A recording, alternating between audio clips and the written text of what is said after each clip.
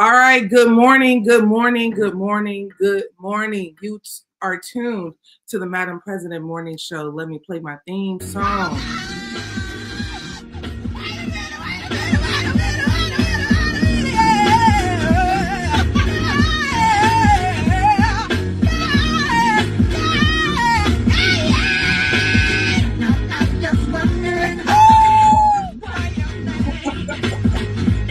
All right. Let's get us up and going. That's just number one. But before we move forward, let's give God his praise, his thank you.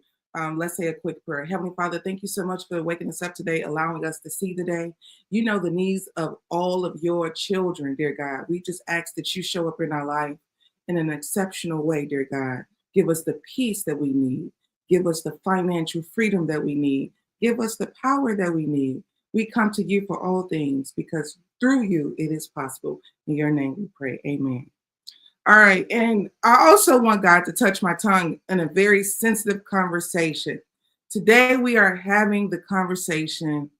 I'm not sure if you saw this, but En Vogue. You all remember En Vogue.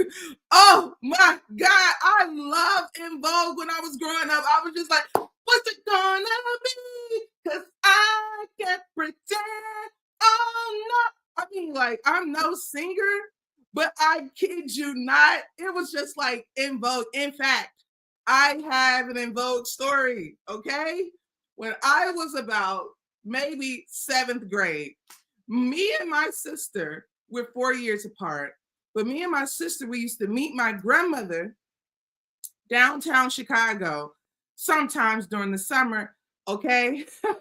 We used to meet my grandmother at work, maybe around lunchtime. We caught the bus. So probably, let's just say, whatever the age group is for 7th grade, 12, and my sister 8. And we would catch the bus. And one day we were headed to go see my grandmother downtown. And she worked in a city building, and there was a record store. Wow, a record store. There was a record store inside of the building. Well, one day I see these people lined up, and I'm like, Mom, what's going on? My grandma, she's just like, I don't know, somebody here. So it was En Vogue. So the funny thing is, my mother had gave me like $25 for me and my sister. Look at the times. $25 could feed 2 kids. So my mom had gave us like $25 so that we could genuinely just, have lunch. I took that $20, stood in line, and got a CD, an En Vogue CD, and had them sign it. And my grandmother and I, we all laughed about it because it was like, you took your sister money too, you can't do that. So there was always some lesson I had to learn growing up. But the point was, these people were in the prime of their life. Let me ask you something. Have you all considered that you could be in the prime of your life? I don't know if you all even think about this, but if you're 40 years old, you're never going to be 40 forever. Are you in the prime of your life? Those are questions we have to ask ourselves. Are we in our prime? Anyways, they were in the prime of their life. So when I saw this video circulating around the internet, it hit me. It hit me. And I asked God to protect the conversation about it, because there is never a time where people experience hardship that I want to be cruel. And I want to take on this idea of all you needed to do was. I am in no position to tell a person what they need to do in the hardest time of their life, right? Now, I do know some things about taking steps, right? So if you're trying to get from here to here, you can jump here. It's going to be a lot harder. But if you start going from here to here to here to here, you get there, right? So sorry about that illustration. It's not that good, but that's all I had in front of me. So the point I want to make is, I'm going to show you this video, and I want you to see it for yourself. You know my motto. All right, here we go. I was like, okay. He's like, I don't have a lot. You guys, for the past almost 3 years, I have been living in my car. I said it. Oh my God, it's out. I've been living in my car. Oh my gosh. If you remember, if you guys were with me, in 2020, I did like 105,000 interviews. And in the interim, I was living with my parents in Vegas. And that was wonderful until it wasn't. I love my mom, but she became very angry. And a lot of her anger, she was taking out on me, and I was her target all the time. And I was like, I can't deal with this. Like, I respect her too much. Let me get out of here. And I was sleeping in my car for maybe about a month in Vegas. And then the guy that was co-managing me at the time was living in LA. And he said, you need to come back to LA. Okay. And he said that I could stay with him. And so I was like, okay. He's like, I don't have a lot of room, but I'll make room for you. And then when I got to his place, he actually didn't have room for me. So it turned into, okay, well, I'm going to put you in a hotel for the night. And that one night turned into 8 months. Oh my God, you guys, because every apartment that I looked at, every single time I looked at a place, I would call him and I'm like, okay, can you meet me here? I would tell him ahead of time, of course. And then he wouldn't meet me there. And so I would take video and send it to him. And he's like, no, oh my God, this neighborhood, I hate it. I mean, I felt like he was playing games, and I knew he was playing games, and I wasn't the one. I'm like, come on, I'm trying to make this easier on you because financially, I know it's got to be hard. You're paying your rent and you're paying my hotel. His apartment was $1,700 a month. And then my hotel was over $3,000. Yep. So, and I was always stressed every week because he would pay weekly for the hotel. So every week I was like, oh my God, can you afford it? Are you okay? And he's like, no, I can't, but I'm getting it together. What? You're the one who said to go to the hotel, and you're not approving any of the apartments. Like, it would be so much cheaper to just get me into an apartment. Like, what's the problem? You guys, for the past almost 3 years, I have been living in my car. All right. Did you see where she said, what's the problem? I don't know how much active assistance was there. So 2 things we want to discuss really quickly. But before I do anything, I want to remind you that you're tuned to flynubianmoney.com. This is where you go when you want to grow, when you want to get your money up, when you want to get your mind up. Go to flynubianmoney.com. If you want to stay connected to the ladies, what's happening in real time in media, text Queens to 87948. Text Queens to 87948. All right. So I want to talk about what she mentioned really quickly, because she says that, first of all, let's give it up for the brother. I don't know who he is, where he at, but we want to give him a round of applause.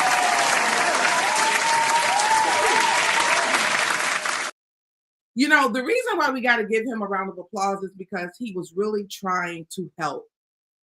He was really trying to help. Now she says that he's her ex-manager, but here's the reality. You know, he could have been trying to really reestablish himself, as well as put her name out there into a space where it's like, I really think that this can move, you know, but it takes time.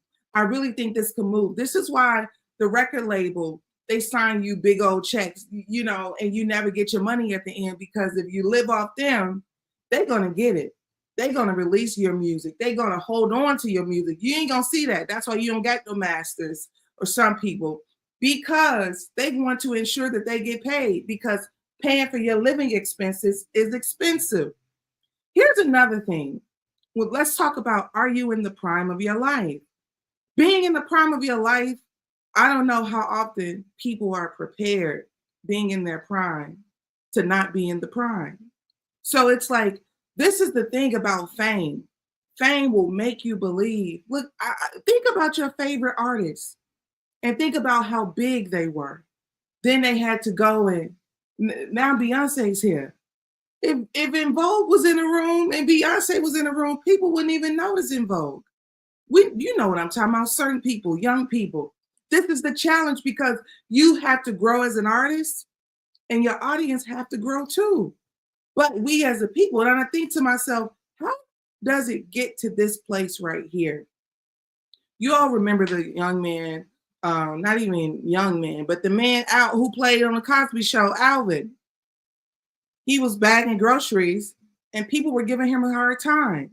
This man was taking care of himself. He was doing what was required and necessary to meet his needs, to take care of himself.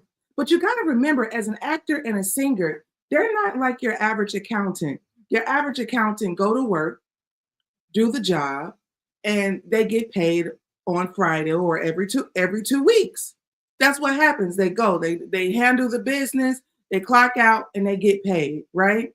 That don't happen when you are an actor.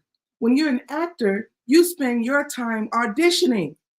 You don't get paid to audition, but you go everywhere. Hey man, you got a show for me, you got work.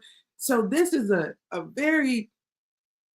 challenging industry.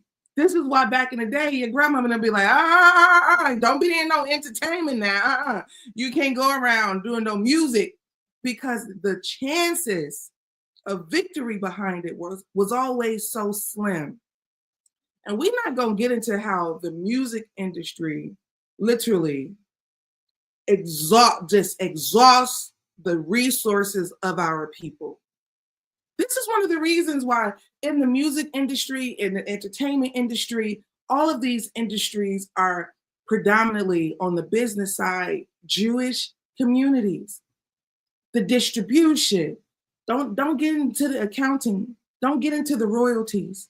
And I want you to see what Slim Thug had to say about her royalties. Let me play this right here.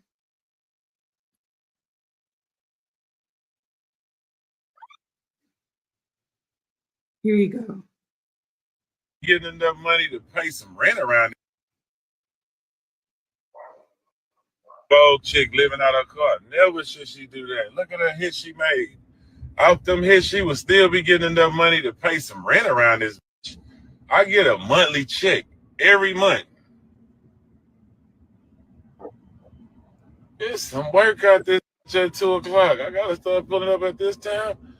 Yeah, I get a monthly check every month. If them people own they would be able to pay for something with that check, you know what I'm saying? And people are on your forever. Now, it need to be like, if you do a deal with a record label, they got 5 years to eat off that shit, and they got to give you back. Right now, it's some 20 years, and there's a lot of stipulations that they really be f***ing over you. But it should be 5 years and then, take it back. You know what I'm saying? Ain't no way they ain't get their money back in 5 years. So I think what he made was a good point. Like, these labels, they have to maybe keep your stuff for about 5 years, then release it so you can take it somewhere else. Even in these contracts, sometimes those deals, they sign those deals, you with a label 20 years. Well, I ain't gonna be with you 20 years. We ain't doing nothing. So this is a beastly industry, but I want to talk about the community side of this. How do a person? Well, the reality is, how do you get to this place and feel like you have nowhere to go and feel like you do not have any resources, right? So, I got with Chad, and let me see what Chad said about why would a celebrity have financial struggles. And all right, ChatGPT says this. Here are 5 reasons why a celebrity like Don Robinson might experience shame and emotional stress over financial hardships, which could contribute not sharing their difficulties publicly. People are going through hard things, ladies and gentlemen. I want you all to have an understanding and put hard times in the chat. People are going through hard times. It don't matter who you are, where you're from. Life can be changing in a moment. And I want you all to have all the necessary resources so that when life does change on us, we are well. Some folks can't miss no check on Friday. They can't miss no check for 4 weeks. They're going to be in the car. And then we have a system and a society that's unforgiving. We are forgiving, Donald Trump can file bankruptcy 7 times. They still play golf with him. Let you file bankruptcy. Your grandma and them, they sitting around calling Mississippi, talking about you messed up. You ain't messed up. That's a lie.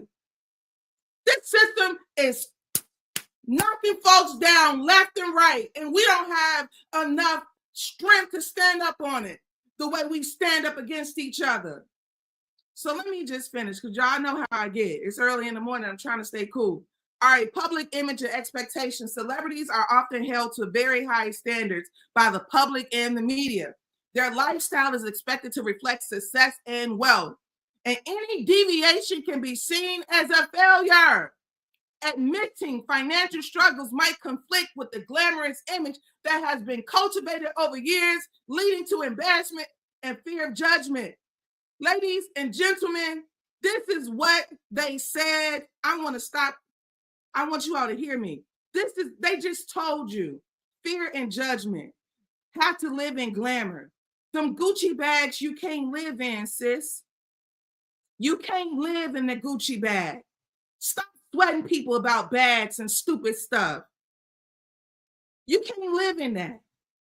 You can't live in it, sleep in it, wake up and have warm water behind it. Knock it off. But this is a social thing, because even if you're in a celebrity status, that's what Chat said that society, if you don't have the look of wealth, I see it online. I see it online all the time. When people don't look like they get money, we don't want to hear from them. You got to have that look about you. Yeah, why? Why you gotta have it? Why you gotta have a look about you as it relates to wealth? But here's the thing about that. It says any deviation can be seen as failure. Look how they just did T-Pain. The man was flying on a Delta plane. These silly kids asked this man why he ain't flying private. These are people asking a person why he ain't flying private, and they will never in their life fly private.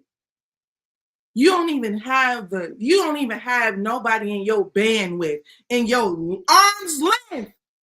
You don't even have nobody arm's length in your life that'll help you get to a private flight status. Get your head out of the clouds. We have done this to our people.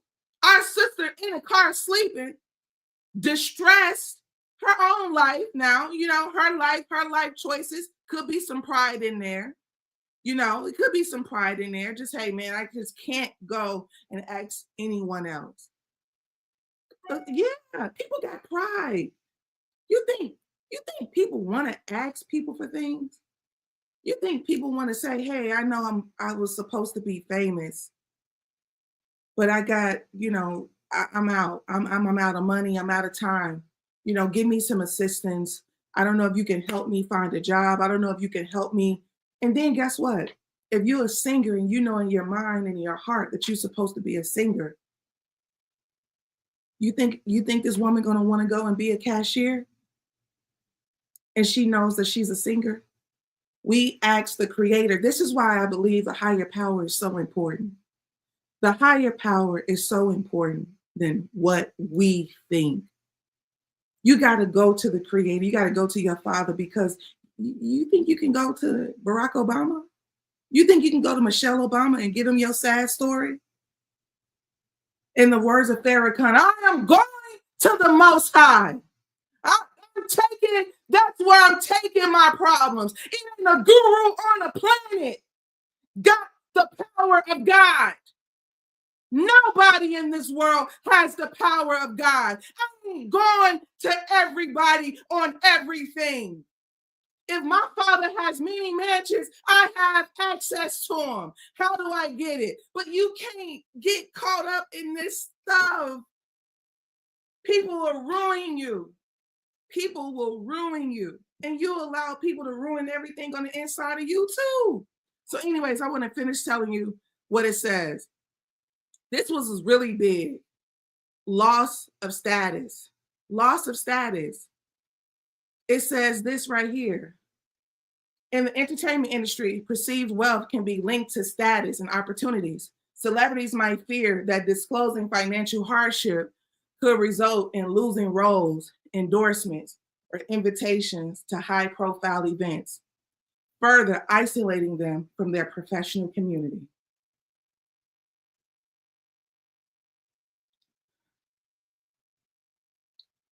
Further isolating them from their professional community. Further isolating them from their professional community. That means that your community is fake and is weak because you're going through the hardest time in your life and you can't even be around them. But I know the feeling. I know the feeling. I work in TV and film. I was out of work for a whole year. You think I was about to get on here and start talking to y'all how I got to call and figure out what my 401k is and how to go into my annuity? You think I am going to sit up and talk about that? It creates further isolation. But I grew up in a household of faith. I grew up in a household where people believed in God. I believe in a household where Tyler Perry, he ain't got nothing on God. Oprah Winfrey ain't got nothing on God.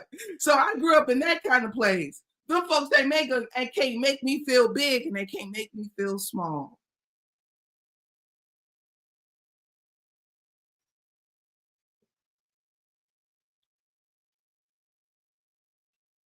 All right. So this is important too. Not being invited to high profile events. You think this woman want to go to events with her friends and she don't have nowhere to sleep? No, I'm not gonna party with y'all.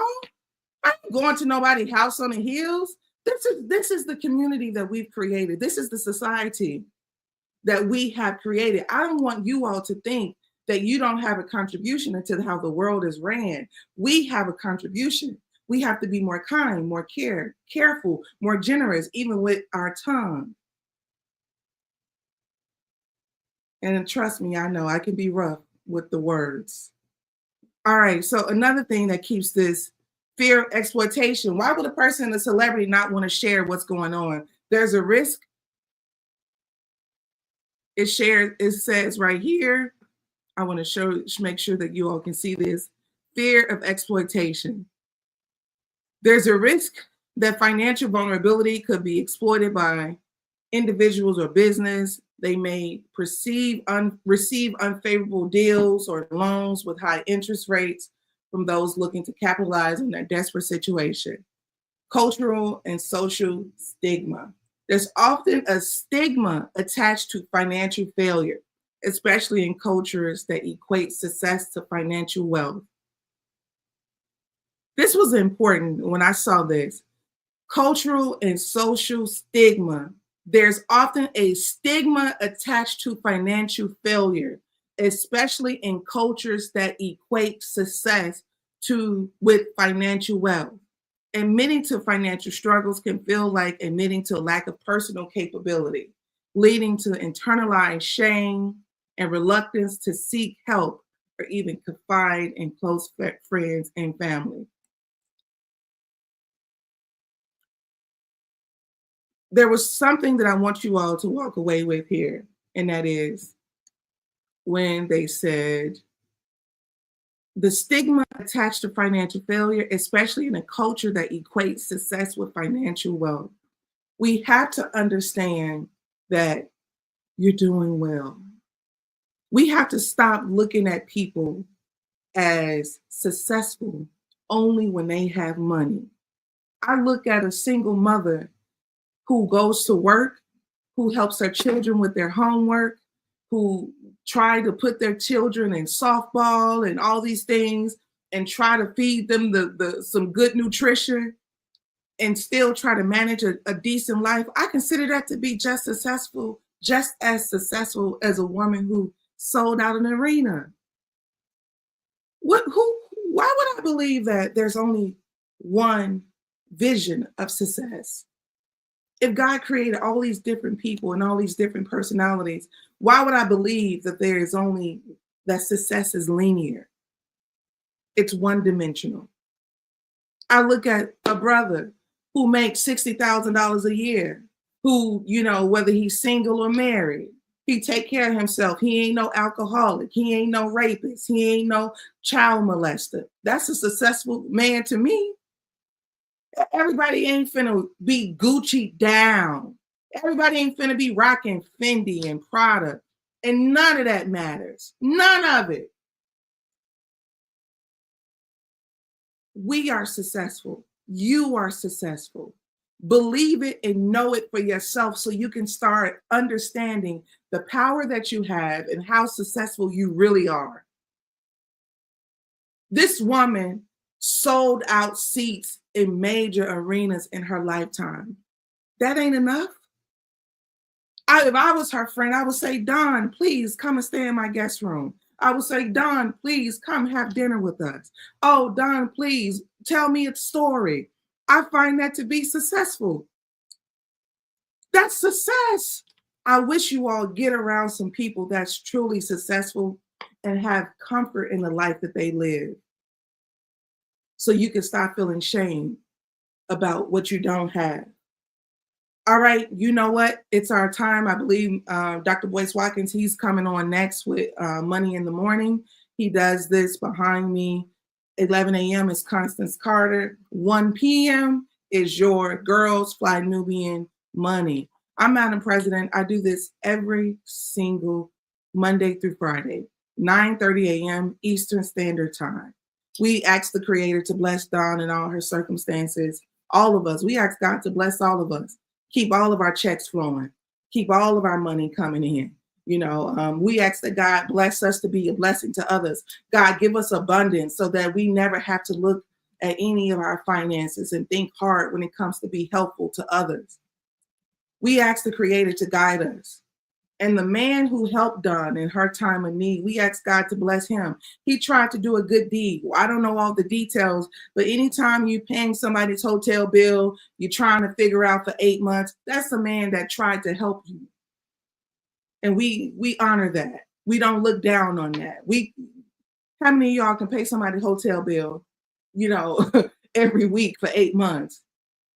Make that man play, okay? Him first. All right, if you want to support Madam President, don't forget, check out Matters of the Heart. That's my new book. It's downloadable or hard copy. Matters of the Heart. In fact, I want to share that with you. Matters of the Heart. Check it out. You can go to madampresident.com. I got my own site, y'all. Go to madampresident.com, and in there, you will see Matters of the Heart by Madam President. You could get a free journal. You can get a free journal. You could, you know, buy my ebook. Check out my store. Make sure you subscribe to the YouTube channel. And I just appreciate you all being with me this morning. All right, I'm going to let you go. Have a good day. All right, bye-bye.